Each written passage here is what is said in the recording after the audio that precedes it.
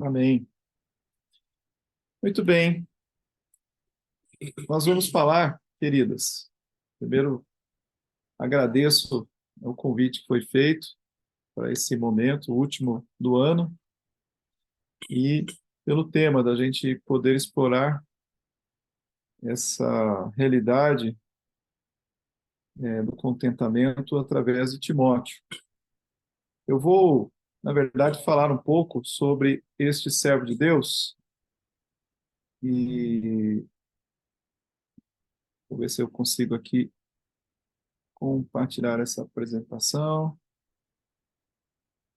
Vocês estão vendo alguma coisa ou não estão vendo nada agora? Tô sim, Agora sim, né? tá Bom, tudo bem. vou ver se eu falo um pouquinho acerca deste homem, que é Timóteo. E eu escolhi esse título, Um Gigante de Carne e Osso, primeiro porque é um título que eu acho que a gente leva um pouco de estranhamento, que a gente nunca pensa em Timóteo como um gigante, né? Timóteo, dentro do texto bíblico, ele passa como um coadjuvante em relação ao apóstolo Paulo. Mas quando a gente percebe, né, o tamanho da obra que Deus conferiu às mãos deste homem, a gente vê que ele foi um gigante, né? Ele foi um grande companheiro do apóstolo Paulo, uma pessoa que trabalhou muito, que enfrentou muitas dificuldades, que junto com Paulo enfrentou a perseguição e que deixou um legado, né, ainda que seja um legado da qual ele mesmo não diz uma palavra sequer, né? Nós não conseguimos ouvir a voz de Timóteo em nenhum lugar da Bíblia, nós não podemos vê-lo falando, mas apenas sabemos dele por registro, especialmente que Lucas faz, um registro que o próprio apóstolo Paulo faz ao escrever cartas para ele, e também um autor aos Hebreus. No final da carta aos Hebreus há uma menção a Timóteo, e possivelmente seja esse Timóteo, já que o nome Timóteo era comum naqueles dias, a gente até vai ver por quê.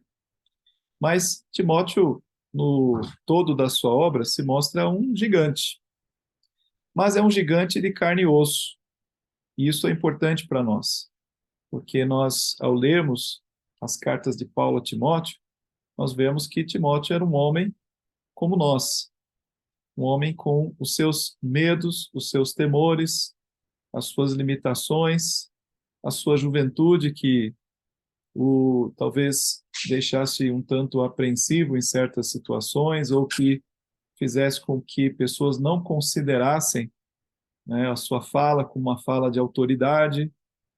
No entanto, no, na percepção da obra, né, de Timóteo, nós vemos que Deus usou grandemente a sua vida.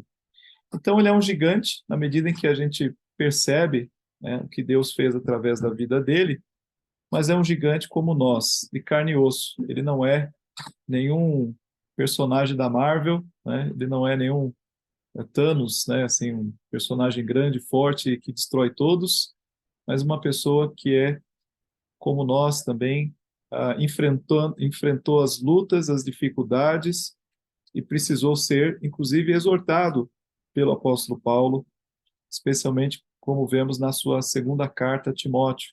Temos Paulo ali chamando Timóteo ao combate, que dá a entender que Timóteo estava no momento de dificuldade, ao perceber o próprio apóstolo Paulo preso, sofrendo, né? Isso deve ter mexido com Timóteo. Então, nós vamos procurar entender um pouco melhor acerca disto. Vamos entender um pouquinho da vida dele. Bom, Timóteos é uma palavra que combina duas, o timo e o theos, né? O theos, né? Que é Deus, theos é Deus, e timó seria algo referente a honrar, reverenciar a Deus. Então, é um nome que, por si, já honra a Deus, né? O Timóteos é um nome que honra a Deus, é o servo de Deus, é aquele que honra a Deus. Então, todos nós somos Timóteo, né? Poderíamos até falar, né, usar aquele hashtag, né? Somos todos Timóteos, porque todos nós honramos ao nosso Deus com a nossa vida. E é muito legal ver que o nome dele já estava impregnado da própria missão de vida dele, que é a missão de honrar a Deus. E o que vemos acerca dele, o que sabemos, é o que está especialmente em Atos 16 e 2 Timóteo capítulo 1, versículo 5, que ficamos sabendo que ele é filho de mãe judia e pai grego. Isso fica colocado de forma explícita em Atos capítulo 16. E na carta que Paulo escreve a Timóteo, na segunda carta, ele fala da fé da sua mãe e da sua avó, né? A sua avó Lloyd e mãe Eunice. É isso. Então, é algo que veio, né, já como uma herança. E aí a gente vê a importância da fé transmitida de geração em geração, transmitida no caso aqui, de vó para mãe e de mãe para o filho.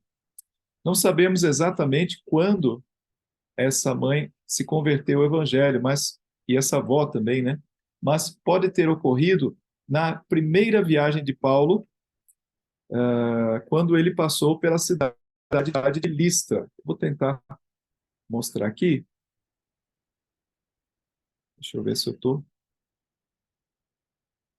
Vocês vão conseguir ver. Eu tenho aqui um mapinha.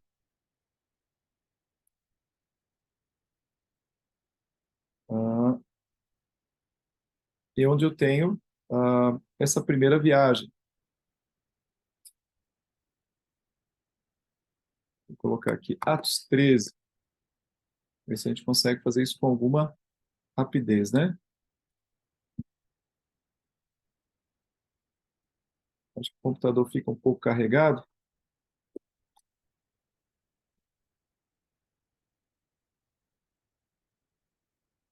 Talvez vocês vão conseguir ver. Eu queria mostrar aqui o mapinha. Pronto. Estão conseguindo ver o mapa? Ok. Deixa eu puxar aqui um pouquinho para cima. Então, essa é a primeira viagem missionária do apóstolo Paulo. Espera aí que eu já vou ajeitar aqui. Ele está um pouco mais lento. Pronto. Então, vocês veem aqui que Paulo, deixa eu ver aqui. Isso, Paulo parte aqui para a região de Chipre. A gente vai lembrar que quando Paulo sai nessa primeira viagem, ele vai junto com Barnabé também e João Marcos. Mas tem algum ponto aqui que João Marcos retorna, né? Ele não fica com o grupo, mas Paulo completa a sua viagem, passando no finalzinho pela região de Listra e Derbe.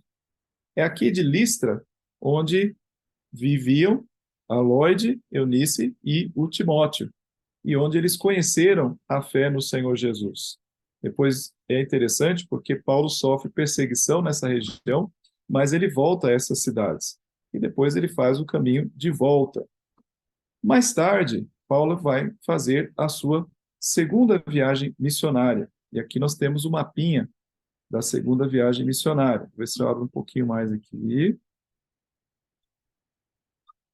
E aqui nós vemos que dessa vez, em vez de Paulo vir aqui por Chipre, ele vem aqui por cima, né? Ele sai aqui por cima, passando pela Antioquia da Síria, essa região, e vem subindo aqui pela Cilícia, e vai voltar por aquelas mesmas cidades onde ele tinha enfrentado perseguição anteriormente. Perseguição dura, pesada, gente querendo apedrejar, gente querendo matar. Mas Paulo não tem nenhum compromisso consigo mesmo, ele tem compromisso com Deus, com o Evangelho, e ele vai passar por essas mesmas regiões. E quando ele chega aqui em Listra, é onde ele se encontra com Timóteo, né? É onde a gente tem aquela bela passagem em que ele se encontra com Timóteo. É interessante a gente dar uma olhadinha nessa passagem, está aqui, olha, capítulo 16. Peraí que a tela não está me obedecendo, mas olha só. Também chegou também a Derbe e a Listra, e havia ali um discípulo chamado Timóteo, filho de uma judia crente, mas de pai grego. Dele davam um bom testemunho os irmãos em Listra e Icônio. Então, o que a gente sabe é que ele tinha bom testemunho das pessoas daquela cidade, dos irmãos. Quis Paulo que ele fosse em sua companhia, e por isso circuncidou por causa dos judeus. Então a gente vê que Timóteo, ele era filho de judias, mas como o pai dele era grego, ele não havia sido circuncidado. É um detalhe interessante. Mas outro detalhe interessante é ele ter sido circuncidado por Paulo, e isso por causa dos judeus daqueles lugares, porque Paulo entrava nas sinagogas e seria um problema sério Paulo levar um gentio, né, uma pessoa grega. Na verdade, ele era filho de judeu, mas de pai grego. Então, essa miscigenação seria um problema para Timóteo, e Paulo então preferiu que ele fosse circuncidado para que pudesse fazer o trabalho. Ao passar pelas cidades, entregava aos irmãos para que as observassem as decisões tomadas pelos apóstolos e presbíteros de Jerusalém. Isso temos lá no capítulo 15, onde houve um concílio e eles tomaram decisões. E assim as igrejas eram fortalecidas na fé e dia a dia aumentavam em número. Então, Timóteo, né, a partir desse momento em que Paulo o encontra ali na cidade de Listra, tentar voltar um pouquinho aqui para o mapa, ele passa a ser um grande companheiro do apóstolo Paulo. Ele passa a estar sempre junto do apóstolo Paulo. Quando eles chegam aqui na viagem, na região de Troade, na cidade de Troade, é quando eles têm aquela visão em que um varão macedônio, veja que a Macedônia está aqui desse lado, então eles têm a visão de um homem da Macedônia e que diz: passa a Macedônia e ajuda-nos. Então, entendendo que esta era a vontade de Deus, eles então vão viajar para esta região. Talvez a intenção inicial fosse passar aqui para baixo, mas aí eles resolvem atravessar aqui esse mar e passar para a região que compreende a Polônia, Neápolis, Filipos e Tessalônica. Então a gente lembra a carta aos Tessalonicenses, e ali Paulo vai deixar uma igreja e vai sofrer uma grande perseguição. Vai correr aqui para Bereia, e nisto eles estão juntos ainda, estão juntos, mas depois de Bereia, Paulo segue, ainda é perseguido, há uma nova perseguição, e Paulo segue sozinho para a cidade de Atenas, onde ele vai ter aquela pregação lá no Areópago. Então, ele vai pregar no Areópago.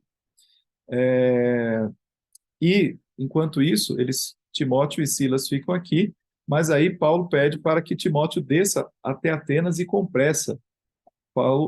Timóteo vai descer até Atenas, e quando chega em Atenas, é claro que isso não é assim da noite para o dia, mas Paulo já está preocupado com os de Tessalônica e manda Timóteo voltar a Tessalônica para saber, né, orientar e saber o que estava acontecendo em Tessalônica. Enquanto isso, Paulo vai para Corinto. Aí depois nós vemos no texto de Atos, capítulo 18, que Timóteo vai descer de Tessalônica para Corinto, quando Paulo vai tomar conhecimento sobre o que estava acontecendo lá em Tessalônica e vai posteriormente escrever uma carta aos Tessalonicenses com base no relato de Timóteo. Também Timóteo e Silas vão trazer para Paulo alguns recursos que eles escolheram para ajudar Paulo na sua missão. No texto lá de Corinto, em Atos, né, quando fala do trabalho de Paulo em Corinto, diz que eles passaram então a servir, Paulo passou a servir integralmente. Então, antes ele trabalhava com tendas, mas depois ele passou a trabalhar integralmente na obra, fruto dessas ofertas que ele recebeu. Bom, depois do ministério de Paulo em Corinto, ele vai para Éfeso, né, e Paulo vai realizar ali, né, na continuidade do seu ministério, ali também deixando a igreja, escrevendo aquela carta. Vejo que fazia parte também de uma região aqui bastante grande, e essa região é para onde o apóstolo Paulo também vai posteriormente enviar Timóteo para ficar aqui em Éfeso, para cuidar de Éfeso. E é quando Paulo envia uma carta, primeira carta de Paulo a Timóteo, para orientá-lo sobre o que ele deveria fazer enquanto ele fosse pastor ali em Éfeso. Então é interessante a gente entender isso, o quanto Timóteo trabalhou junto com Paulo na seara. Voltando aqui um resumo da história. Então, ele se tornou um membro vital do círculo íntimo de Paulo e é citado em diversas cartas. Então, essas cartas, a segunda carta de Paulo aos Coríntios, a carta aos Filipenses, Colossenses, Tessalonicenses, a primeira, a segunda e Filemão, fazem menção de Timóteo já no início, né, dizendo, olha, eu servo do Senhor, nós, né, servos de Jesus Cristo, ou eu apóstolo de Cristo, e Timóteo. Então, todas essas cartas fazem menção à presença de Timóteo juntamente com o apóstolo Paulo. Então, daí a gente vê a importância dele. Deixa eu só carregar aqui. Na sequência, então, como Timóteo é descrito por Paulo?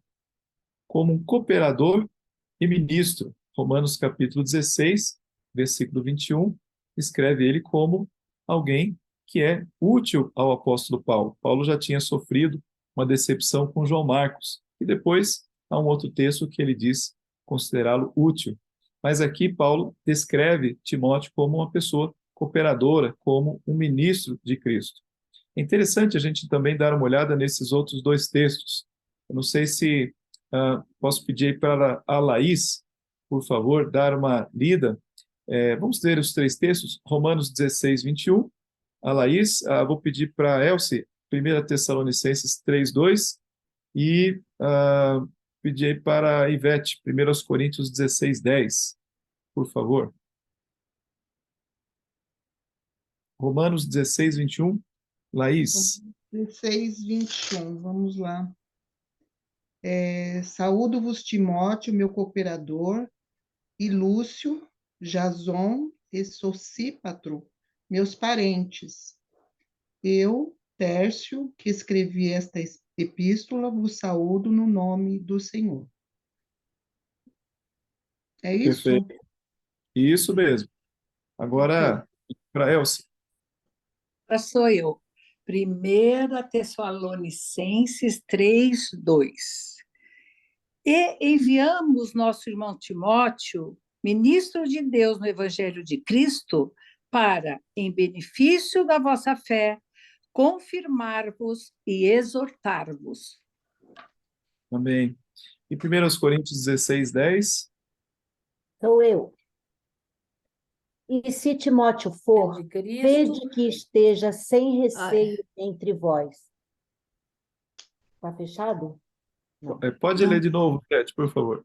E se Timóteo for, vede que esteja sem receio entre vós, porque trabalha na obra do Senhor, como também eu.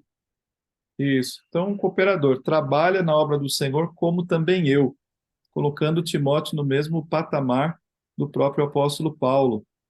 Então, a gente vê aqui a importância que Timóteo teve para Paulo, de fato, um cooperador, alguém que trabalhava junto com ele, né, com o mesmo empenho, mas não tinha a mesma função. Paulo era um apóstolo, Timóteo era um pastor.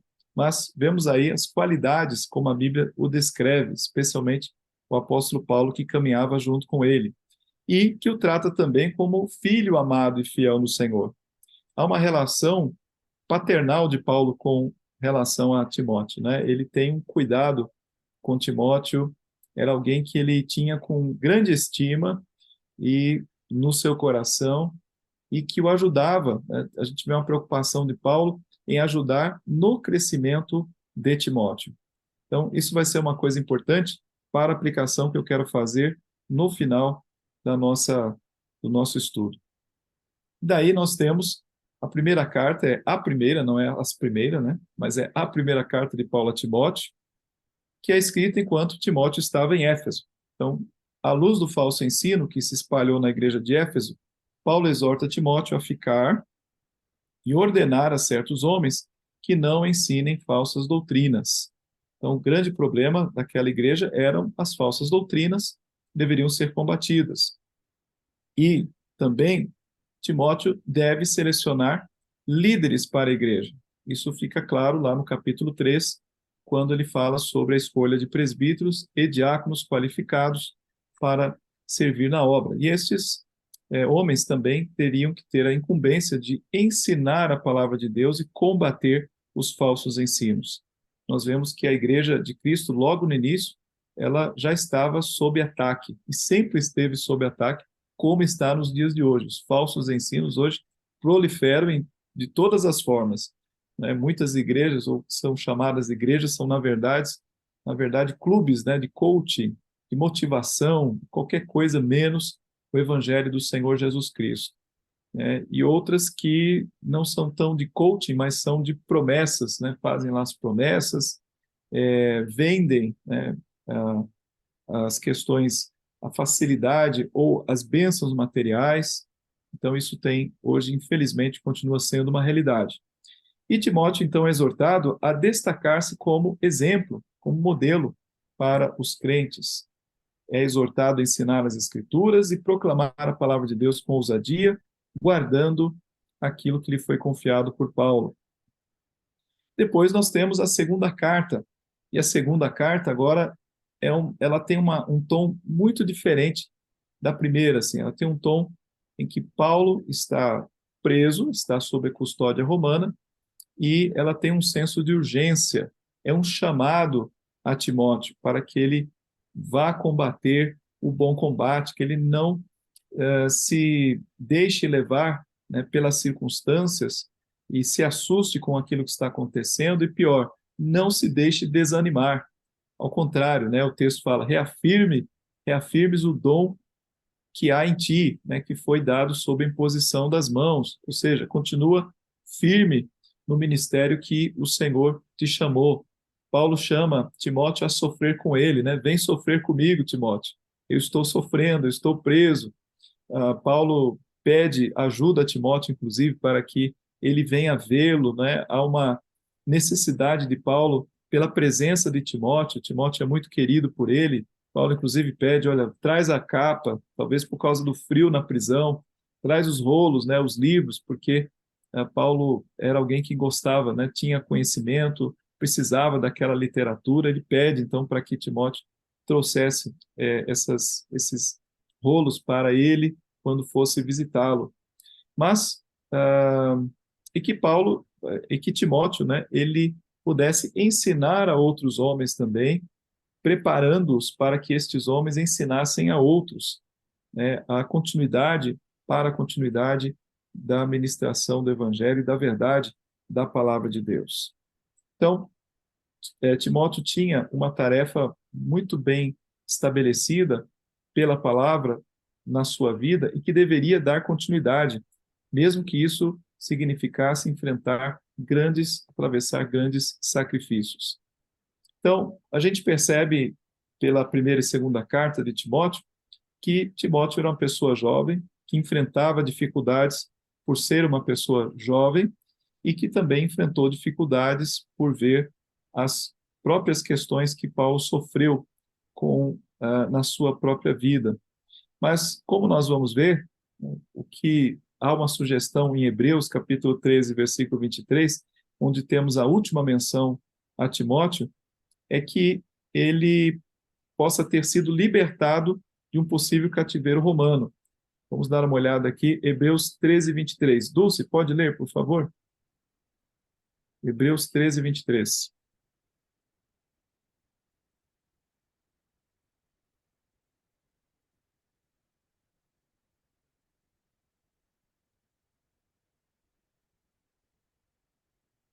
Ah, você não está ouvindo, desculpe. Notifico-vos que o irmão Timóteo foi posto em liberdade. Com ele, caso venha logo, vos verei. Isso. Então, de novo, vocês foram notificados que o irmão Timóteo está sendo posto em liberdade. Então, existe uma possibilidade de que Timóteo tenha sido preso quando foi levar o que Paulo pediu para ele levar. Essa é uma hipótese, né? Mas, se isso aconteceu, então Timóteo teria também sofrido a prisão, o que mostra que, no final das contas, Timóteo foi corajoso, né? Enfrentou ali a cidade de Roma e foi ver o apóstolo Paulo. Então, eu queria destacar dois textos de onde eu quero tirar aqui algumas lições para nós. 1 Timóteo 4,18, veja que isso está na primeira carta, somado com o que está na segunda carta. Na primeira carta ele diz, este é o dever que te encarrego, ó filho Timóteo, segundo as profecias de que antecipadamente foste objeto. Combate, faltam uns 2 pontos aqui, né? Combate firmado nelas o bom combate, mantendo fé e boa consciência. Então, esse é o dever que te encarrego, né? Combate o bom combate. Paulo está dizendo para Timóteo fazer, né, combater o bom combate. E na segunda carta, Paulo dá testemunho acerca dele mesmo, dizendo: combati o bom combate, completei a carreira, guardei a fé, e já agora a coroa da justiça me está guardada, a qual o Senhor, reto juiz, me dará naquele dia, e não somente a mim, mas também a todos quantos amam a sua vinda. Então, Paulo diz a Timóteo para combater o combate. E na segunda carta, Paulo dá o testemunho dizendo: eu combati o bom combate, que é, em outras palavras, um convite para que Timóteo também viesse a combatê-la até o final. Então, eu queria trazer aqui algumas lições que a gente pode pensar, pensando na vida de Timóteo, acerca do que é a vida cristã. A gente fala acerca de contentamento, mas ter um contentamento é uma atitude de vida, de coração, e uma percepção de qual é a nossa identidade. Porque quando a gente pensa num contentamento, o contentamento do quê? Né? O que é estar contente? Né? O que é essa satisfação interna? O que a gente pode agradecer a Deus efetivamente? Bom, se nós nos colocarmos, se nós nos percebermos, virmos, entendermos e nos colocarmos no papel daquilo que nós efetivamente somos, nós só teremos o que agradecer cotidianamente. Então, o que nós somos? Nós somos soldados. Estamos no meio de um combate. A vida cristã, ela consiste num combate contínuo. Eu não sei se as irmãs gostam muito de assistir filme de guerra. Isso é mais coisa de homem, né? Eu sou fã de filme de guerra. E filmes de guerra mostram, em Eu geral, gosto. né? Bom, o caso da Dulce e da Elsa é muito especial também, né? Muito específico. Mas filme de guerra mostra aquela dureza, né? Aquele cenário hostil, áspero, né? Geralmente as coisas, prédios todos destruídos, escombros, trincheiras, não há conforto, né? O lugar de combate não é um lugar para conforto, é um lugar onde há perigos, é um lugar onde você não tem, se você tem água, né, considere-se feliz. Se você tem um cantil cheio d'água, ou talvez pela metade, se você ainda está vivo, considere-se feliz, né? Você tem um mínimo ali, e aquele mínimo é suficiente para a sua sobrevivência. E a vida cristã também significa estarmos satisfeitos com o mínimo que nós temos, porque é o mínimo que nós precisamos ter para combater o bom combate. Nós não precisamos mais do que aquilo que nós temos. Às vezes nós somos tomados de sentimentos que são deste mundo, né? Que nos levam a querer nos arraigar nas coisas aqui, construir coisas, fazer uma série de... Mas a vida cristã, ela é, na sua simplicidade, o viver para o Senhor, para a sua honra e para a sua glória, e isso nos basta, né? Inclusive, Paulo vai tratar, no capítulo 6 da primeira carta, a questão do amor ao dinheiro, né? Que é a raiz de todos os males, e muitos se perdem quando tem amor ao dinheiro. Então, ele fala do contentamento, né? Que se nós temos aquilo com que comer e com que nos vestir, estejamos contentes. Então, Paulo trata acerca disso. E Timóteo vai viver esta realidade. Não é possível que nós possamos ler a carta de Paulo a Timóteo e entender que Timóteo não deu ouvidos a Paulo. Ele certamente ouviu aquilo que Paulo o instruiu a fazer. Então, Timóteo, ele não se envolveu com esse mundo, como Paulo chamou a atenção, né, dele, assim, tu, porém, né, tu, porém, ou seja, você seja diferente desse mundo tenebroso. Mas é importante nós entendermos que, em primeiro lugar, esse combate que Paulo chama Timóteo e que depois ele dá testemunho dele mesmo, é um combate duro, difícil mesmo. É um combate em que nós nos vemos diante de fogo, né? O fogo inimigo que nos ataca, seja o fogo que vem da nossa própria carne, que é uma luta contra a carne, seja o fogo inimigo do mundo ao nosso redor, que não nos entende, muitas vezes nos cancela ou nos persegue. Nós temos o inimigo, Satanás.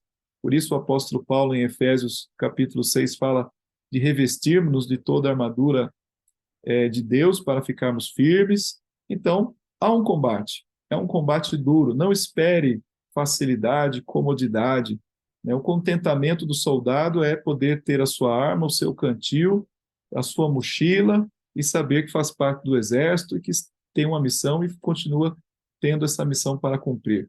O resto, né, são coisas que Deus nos presenteia, nos dá como modos, né, de mostrar o seu amor por nós. Mas estamos em combate. A segunda coisa que Timóteo e nós teríamos que nos lembrar é que esse combate ele é longo, ele é de longa duração. Às vezes a gente quer num sprint, parece que, né, a gente acha que a vida cristã é uma corridinha, e não é. A gente tem que estar preparado para uma corrida de longa duração e contínua. É por isso que nós estamos aqui, numa reunião de oração, na tarde de terça-feira, e temos o compromisso na próxima terça, não sei se a gente vai entrar em férias agora, né? Mas de estarmos juntos como igreja aos domingos, de termos uma continuidade, uma regularidade e uma disciplina, né? Isso é parte de sermos soldados de Cristo, termos uma disciplina de vida, porque a nossa jornada é de longo prazo. Não adianta eu querer resolver tudo agora, eu tenho que ter uma visão de continuidade. Eu posso fazer planos de leitura da Bíblia em 5 anos, porque se isso for a forma como eu tenho para estudar a palavra, que seja, mas seja assim, né, pensando no longo prazo. O que eu farei o ano que vem para o Senhor, né, em termos dos meus dons, das pessoas que eu devo também contribuir, cooperar. Mas temos que ter, então, uma visão de que o combate cristão, ele é duro e ele é de longo prazo. Timóteo deveria entender isso. Timóteo era um jovem quando Paulo se dirige a ele. Depois, na segunda carta, talvez tenham passado alguns anos, mas Paulo iria partir em breve, ele sabia disso, ele avisa acerca disso, mas Timóteo ainda teria uma vida pela frente. Então, nós temos que ter esta consciência de que a vida cristã é uma vida de combate e um combate longo e contínuo. Um outro aspecto que devemos chamar a atenção é que esse combate cristão, e aí o Paulo e Timóteo nos dão esse testemunho, é um combate que acontece não solitário. Eu coloquei acompanhado para ser o contrário de solitário. Nós não somos lobos solitários, né? Como se diz no jargão quando há um atentado terrorista, né? Um soldado ali, um lobo solitário. Não, nós fazemos parte de um batalhão e lutamos acompanhados. Veja como Paulo se preocupa com Timóteo. Né? De outra forma, também, quando Paulo mostra na segunda carta a sua preocupação com Paulo, ele reflete também a preocupação do próprio Timóteo, que parece estar muito triste em razão de Paulo estar na situação em que ele estava. Remete também à sua preocupação. Então, a vida cristã, ela é feita em conjunto. Nós não podemos nos isolar. Nós temos que, na verdade, nos manter, né, sempre colados com o rebanho.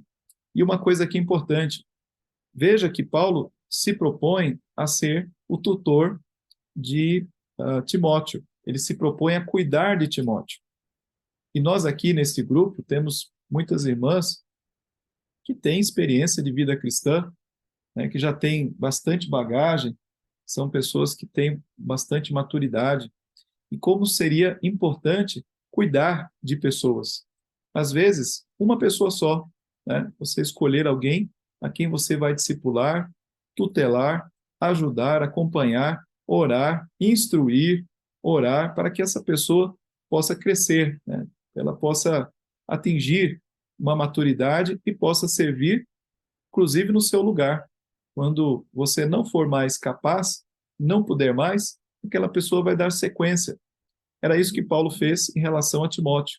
Paulo tinha essa visão de continuidade e a importância de outra pessoa fazer parte do seu ministério, né? A gente tem, para citar aqui um exemplo bonito da nossa igreja, com fruto, é o caso do Márcio Polessi. né, que deixou, vejo, o Júlio, né, como um fruto direto dele, do trabalho de discipulado, um a um. Parece uma perda de tempo, né, no sentido de, puxa, poderia fazer aqui um discipulado com várias pessoas ao mesmo tempo, que também tem o seu propósito, tem a sua importância. Mas o gasto de tempo com uma pessoa só, né, por mais que aquilo represente, né, um foco muito definido numa pessoa, veja o resultado, né, como isso traz. Voltando aqui a Timóteo e Paulo, nós vemos que Paulo escreveu 2 cartas a Timóteo, das quais nos servem como alimento para nós hoje. Todo pastor que se preze, né, tem que conhecer muito bem as cartas de Paulo a Timóteo e nos servem como motivação, né, orientação para a nossa vida, a vontade de Deus para nós. Mas isso foi fruto dessa preocupação de Paulo com uma pessoa, com Timóteo, e com o ministério que ele estava exercendo ali em Éfeso. E, por fim, esse combate, ele é, sobretudo, vitorioso. Vitorioso. É importante deixar isso claro. Com base naquilo que Paulo diz sobre o que lhe aguardava. A coroa da justiça me está guardada, a qual o Senhor, reto juiz, me dará naquele dia. E não somente a mim, mas a todos quantos amam a sua vinda. Então, essa carreira, esse combate, é um combate que tem um alvo, que é satisfazer aquele que nos arregimentou. Por isso, nós não nos envolvemos nos negócios desta vida. Nós não nos perdemos com as coisas que nos assediam ao nosso redor. Podemos participar do mundo, muitas coisas são legítimas, mas não nos deixamos levar por elas, não nos deixamos influenciar, perder o nosso propósito e saber o que nós somos e o que nós fazemos. Existe algo que está guardado para nós. O que Paulo está dizendo, né, que o soldado que se empenha nesse combate, ele já é vitorioso no Senhor Jesus. Algo que está guardado. Então, haverá um momento desse descanso. Eu não consigo ver o descanso que nos aguarda como um descanso no sentido físico, como a gente imagina aqui, né? Descansar para nós é uma boa noite de sono, é uma viagem, o descansar para nós é ficar sem fazer nada, né? Eu imagino que na eternidade nós teremos muita coisa para fazer. Vai ser um descanso produtivo, vai ser um ócio produtivo, né? Se a gente pode dizer assim. Vai ser um descanso trabalhando, servindo ao Senhor. A verdade é que a gente não vai ter mais cansaço. Cansaço que hoje nos limita. Deus fez o nosso corpo assim, constituiu dia e noite, a noite para dormir, mas haverá um momento em que nós não precisaremos mais descansar, dormir, né? Não precisaremos mais ter limitações. Então, vamos descansar servindo ao Senhor sem impedimentos, sem travas. E isto vai ser para nós o nosso grande prêmio, sobretudo. Então, queridas, que nós possamos continuar combatendo o combate cristão. Veja que, onde é que está o contentamento aqui? Contentamento é a gente entender qual é o nosso papel, né, a nossa identidade, saber que, de acordo com essa identidade, tudo que vem é lucro, porque, sendo nós soldados, nós estamos aqui para lutar, né, e lutar um combate duro, difícil, longo, né, da qual exige de nós uma disciplina, uma continuidade, na qual nós não devemos lutar sozinhos, por isso o grupo é importante, a igreja é necessária, mas da qual nós já sabemos que em Cristo nós somos mais do que vencedores. Que Deus nos abençoe. Amém.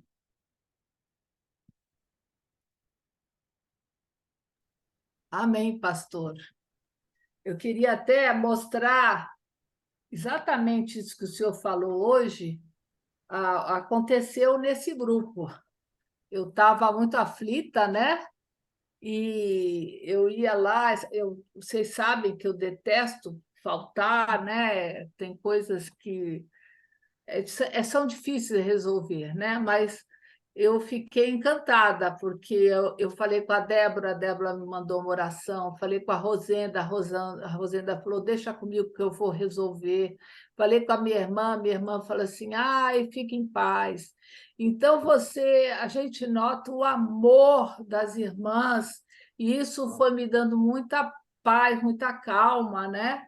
Para resolver tudo. E às vezes Deus nos coloca numa situação difícil, chata, né? E a gente não sabe. Eu tive a oportunidade de orar por um senhor, um rapaz até, moço, que tinha sofrido um acidente de moto e estava com muita dor. E ele não soube que eu estava orando, mas eu estava orando. E aconteceu uma coisa incrível, ele ia tirar uma radiografia e eu falei, puxa, com essa dor. E aí, imediatamente, o enfermeiro viu que ele não estava aguentava, quase chorando. Daí ele falou, não, eu vou dar um analgésico primeiro, depois você vai fazer.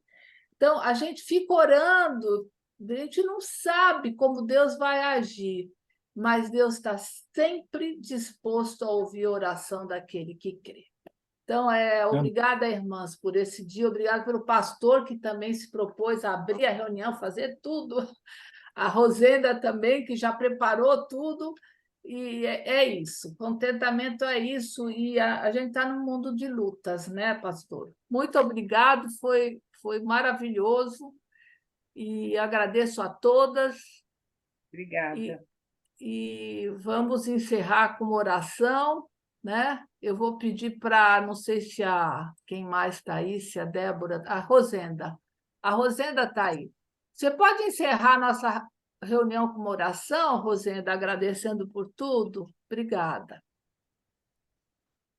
Pai querido, mais uma vez, diante de Ti, Senhor, nós queremos reconhecer a Tua soberania sobre as nossas vidas. Senhor, declarar mesmo que o nosso coração está inclinado a Ti, Senhor. Que nosso amor por Ti só não é maior do que o amor que o Senhor tem por nós, porque o Senhor nos amou primeiro, Senhor. Muito obrigada porque o Senhor tem penetrado nos nossos corações e nas nossas mentes, o Senhor tem transformado nossas vidas, o Senhor tem nos dado esperança, o Senhor tem andado conosco, o Senhor nos carregado no colo na realidade, Pai. Muito obrigada por tudo isso. Muito obrigada por esse semestre de estudos, Senhor, tão frutífero, em que o Senhor falou através das suas servas. Muito obrigada por cada uma que se dispôs a trabalhar nessa seara, Senhor. Muito obrigada pela vida da Dulce, pela liderança dela, que tem sido uma bênção realmente. Te louvo, Pai, porque o Senhor tem iluminado ela no sentido de escolher coisas que são da tua vontade para que nós estudemos, Senhor. Muito obrigada por cada irmã que está aqui, por cada família, por cada vida, Senhor, que tem sido tocada por esse movimento de oração, Senhor, das mulheres, também pelo movimento de oração da igreja. Senhor Deus, nos aproxima mais e mais de Ti. Nós temos muito a Te agradecer, nosso coração transborda de contentamento, de alegria. Senhor Deus, que possamos, Senhor, ser como Timóteo. Talvez que a gente não fale, como o pastor disse, nós não vimos Timóteo falar, mas que possamos ser objeto, Senhor, da Tua bênção e na medida em que o Senhor nos capacitar para o trabalho. Senhor. Não queremos, Senhor, nós crescer, mas nós queremos diminuir e que o Teu nome, que o nome do Senhor Jesus, Senhor, apareça e transborde nas nossas vidas e possamos levar a mais e mais pessoas as boas novas do Evangelho.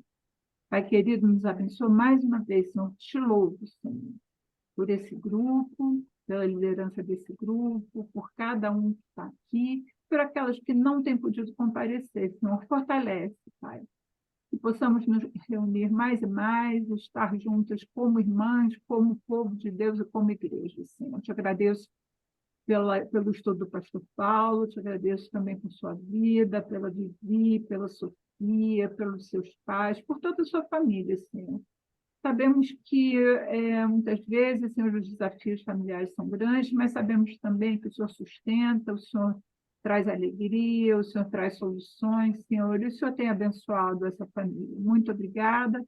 Nós te louvamos, te agradecemos e te pedimos perdão pelos nossos pecados, Senhor. Que aquele mal que não queremos fazer, porém fazemos, que, Senhor, nós possamos acordar, possamos reconhecer, possamos nos arrepender, Senhor, e estar dispostos a ter o coração inclinado realmente a Ti o tempo inteiro, Pai.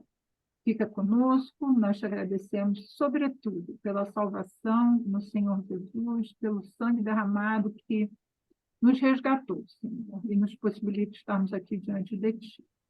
Te agradecemos por tudo, no nome do nosso Salvador Jesus. Amém. Amém, amém. Amém. Amém. Gente, só Amém. quero que vocês não se esqueçam, eu até pedi para minha irmã de orar pela minha nora, a Crislene, ela vai passar por um procedimento, vai colocar stent em 2 aneurismas, tá?